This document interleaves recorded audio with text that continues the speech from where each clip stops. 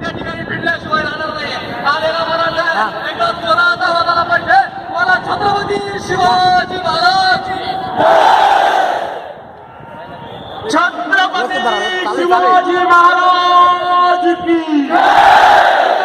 स्वराज संस्थापक छत्रपती शिवाजी महाराज की, भवानी